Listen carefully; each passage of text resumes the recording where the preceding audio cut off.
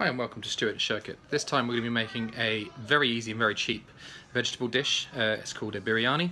We're going to be using some vegetables we have left over. There'll be ingredients in the description and I hope you enjoy it. Okay, here's the ingredients we've got for this. It's just some vegetables we had left over. Here's some broccoli, spring onions. I've got a couple of small peppers there, sort of snack paprika. A couple of red onions, 4 carrots, half a courgette lying around, some herbs and spices from there, salt, oil, and we also have some basmati rice, which I had left over from another Indian night I did a couple of nights ago. Keep it in the fridge, nice and fresh. Shame to waste it. This dish is it's a stir fry type, so you're going to need a big warm pan to do it in. Right, let's get started. Okay, for the spice mix, which we'll begin with, we want about equal amounts of all the different spices, roughly. You can mix and match them once you want to your own tastes. I find it works quite well like this. About 5 little bits of nelike,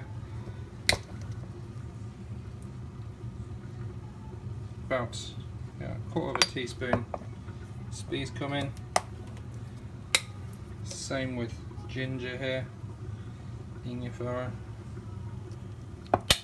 Got some curry flakes. They're from India. The wife was there. They hold an eternity in the... Sorry, chilli flakes. My mistake. I'll be hearing about that in the comments. Some chilli flakes in there. Yeah, they do. They hold a long time. Got some mayo, tumeric. Get that in there. And then a few white peppercorns, not too many. Yeah, just managed to miss. I'll just see if I can burn myself picking this one up. Thank you. Yeah. Now what you want to do is we want to crush all these up quite well. It doesn't have to be real fine powder. There's got fine powders in there anyway.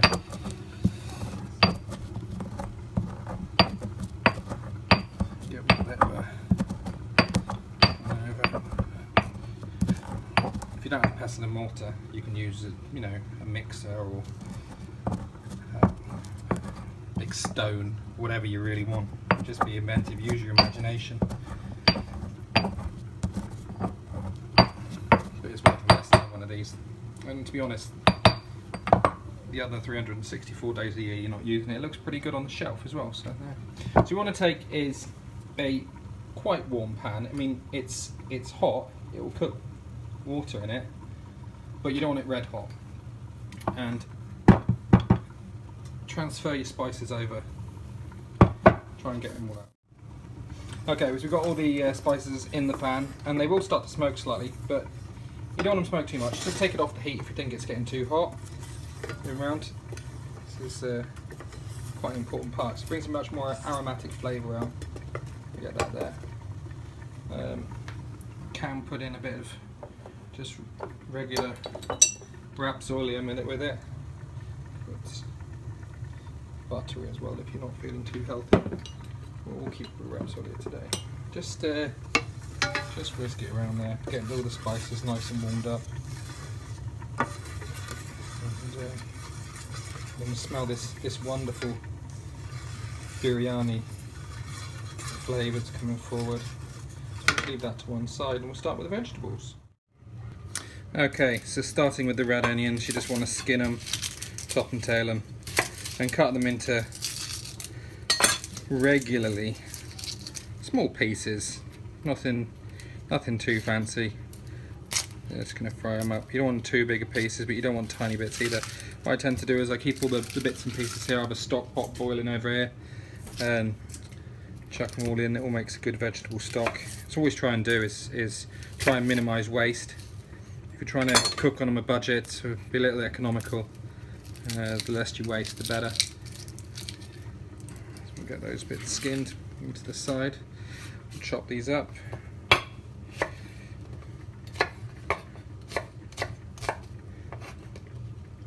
Nothing too fancy, just chopped up like that. So same with the other one.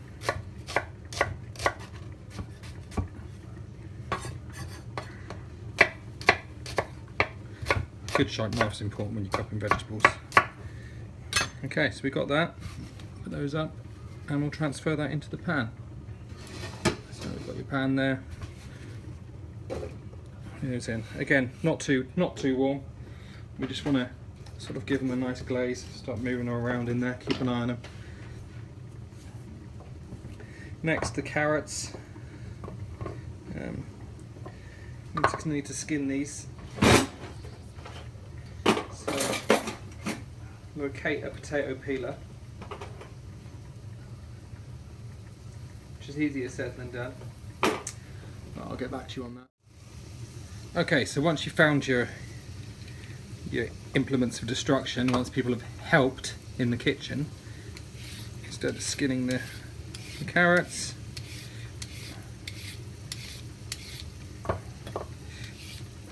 so roughly, doesn't have to be a work of art, rarely is, as long as it tastes good.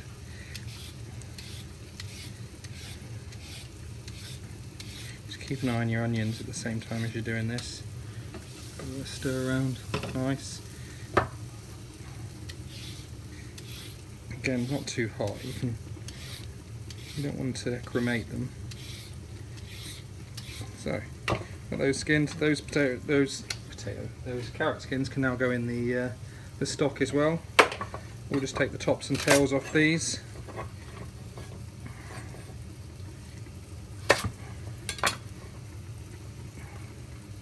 And what we'll do with these is we'll go a little bit fancier with these. Cut them in half, so,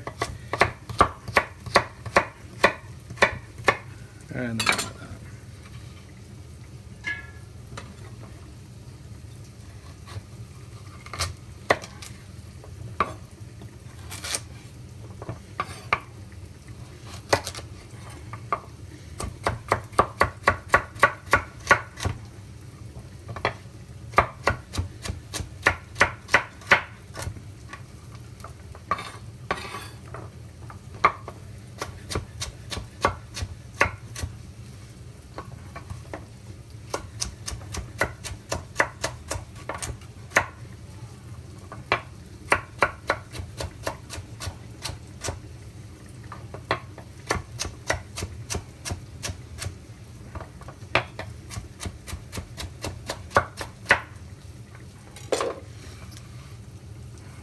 Okay, we got our carrots.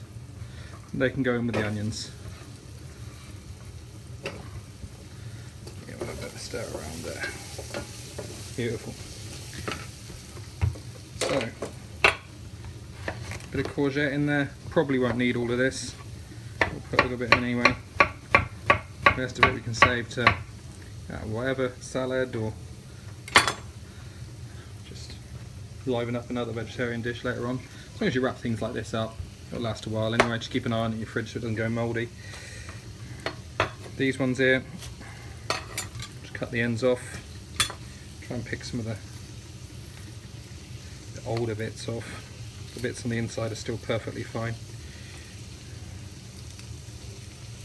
That was pretty rubbish, the entire one there. It's very easy to just forget things in the fridge. You just need to keep an eye on it periodically. Go through, take stock, what you have, come up with ideas and use it. It's very easy to buy something that you need for a particular recipe and you always end up buying far too much. So that can go in as well.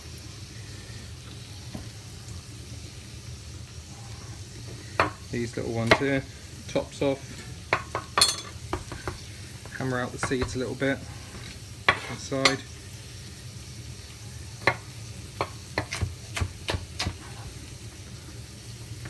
And in.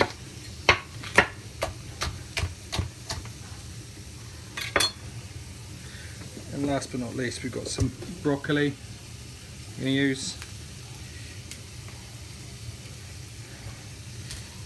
Top the tops off. That can go in. And what you can do with this is just use the potato peeler to take the woody outside the broccoli off here, because what most people do is you end up chucking away this bit, and let's be honest, it's the best bit of the broccoli. And broccoli is one of the most expensive vegetables when you think about how much you actually use and how much you chuck away. So if you do this, you're using a lot more of the vegetable, and it's saving expense and it's saving the planet as well.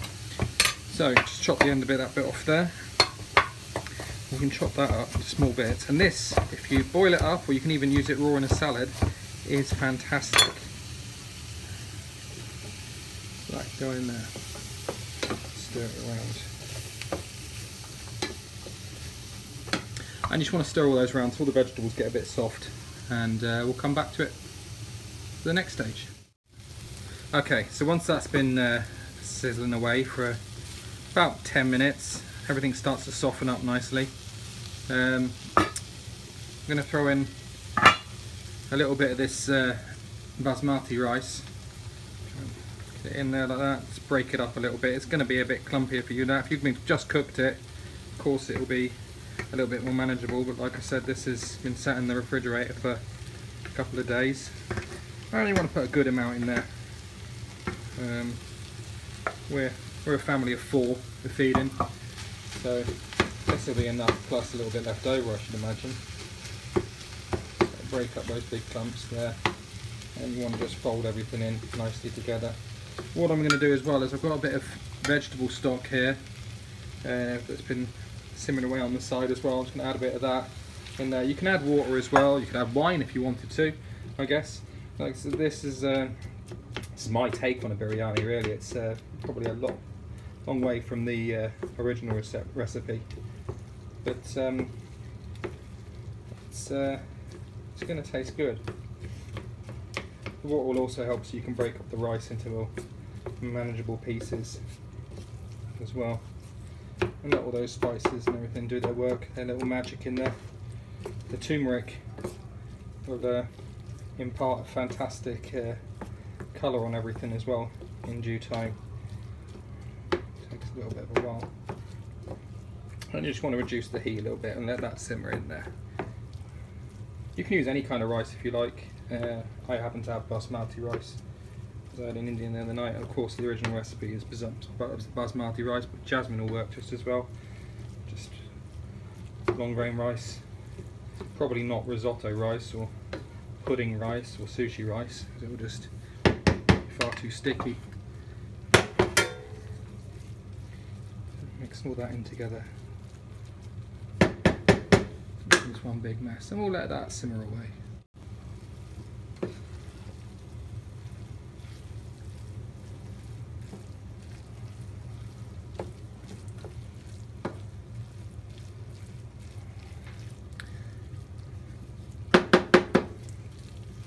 Right, so that's been going for a good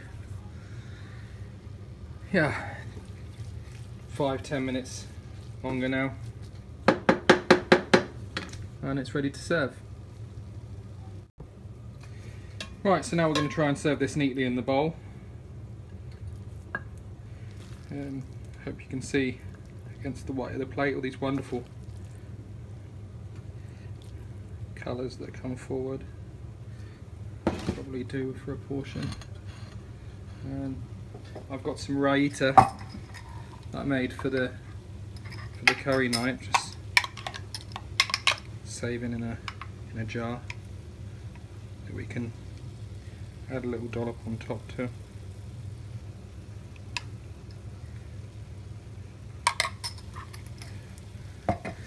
And of course, if you've got some bit of parsley or a sprig of thyme or something like that, you can garnish it with. I'm just going to leave it like that, mainly because I don't have any of those things at home just now. It's a very flavourful some dish. It's medium strong. The raita helps if you've got small kids or you know, chilli wusses that can't eat spicy food. I love it. So you can always add a bit more raita or some stuff in it. You can always reduce the amount of chilli you're going to put in it as well, of course. So like I said, I love spicy food, so I tend to make them sort of medium strong, so everybody can eat them. And I add more chilli myself later on. But there we are. There's your vegetable biryani. Very, very easy, a little bit different, and it's of course extremely cheap. I've used everything I already had at home, so it's the cost for me on this is, yeah, it's virtually nothing. So I hope you enjoyed that, and good luck with trying it yourself. Thanks very much. Bye.